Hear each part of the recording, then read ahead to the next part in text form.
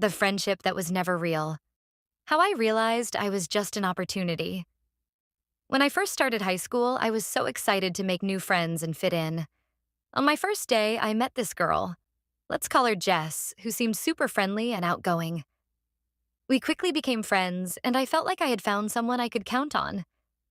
At first, everything seemed perfect. Jess was fun to hang out with, always invited me to parties and introduced me to other popular people. I felt like I was finally becoming part of the cool group. But after a while, I started to notice some red flags that I brushed off because I thought that's what friendship was supposed to be like. Jess would only call or text me when she needed something.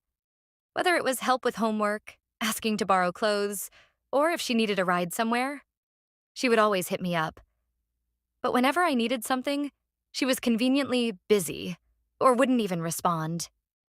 At first, I thought maybe she just had a lot going on, but the pattern became hard to ignore. One time, she asked me to help her study for a major exam. I stayed up late, practically tutoring her through the material. The day of the test, she barely acknowledged me and hung out with her other friends like I didn't exist. Then, when grades came out, she scored higher than I did and didn't even thank me. It got worse when I started noticing how she would only include me in plans if there was something in it for her. If I was hanging out with people she wanted to get close to, she'd suddenly be all friendly. But if I wasn't useful, she didn't even bother inviting me to things. The final straw came during our school's big dance. Jess had planned a whole group to go together and asked me to help with organizing rides, dresses, and all the small details. I thought I was included, but on the night of the dance, she totally ghosted me and went with another group. I was devastated and realized she'd only used me for what I could do for her. After that, I started distancing myself. At first, she didn't even seem to care. But then, out of nowhere, she texted me. And you know what it was about? She needed help with another assignment. That was when it really hit me. Jess never saw me as a real friend. To her, I was just someone who could help her out when it was convenient. Breaking off that friendship was hard. I felt stupid for letting someone use me for so long, but in the end, I realized that real friends don't just take, they give back. They support you, are there for you when you need them, and don't treat you like an opportunity to get ahead. So, if you ever feel like you're the one constantly giving and never receiving, take a step back and ask yourself, is this person really your friend, or are they just using you? In this journey called life, not everyone you meet is going to be a true friend. Sure, we all want that squad of people who lift us up, have our back, and celebrate our wins, right? But here's the hard truth. Sometimes you'll meet people who only see you as an opportunity for personal gain. One toxic friendship can affect you physically, mentally, and emotionally. So, how do you know when a friend is genuine and when they're just using you? Let's start by talking about what a real friend looks like.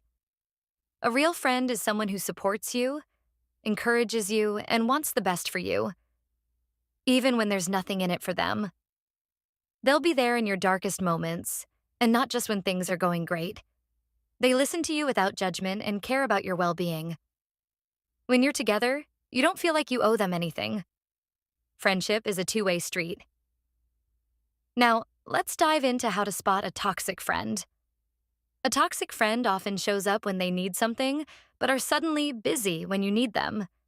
They may only text or call when they want a favor, help with something, or need to borrow your stuff. Here's another big red flag. They never celebrate your achievements. In fact, they might even get jealous or try to make your accomplishments seem smaller. Toxic friends can drain you emotionally. You might feel anxious or uncomfortable around them, but you stay because you think, maybe things will get better. Trust me, they usually don't. One bad friendship can take a toll on your mental and emotional health. You might start questioning your self-worth, or even feel drained just thinking about hanging out with them. Sound familiar? It's not just in your head. Studies show that toxic friendships can lead to stress, anxiety, and even depression.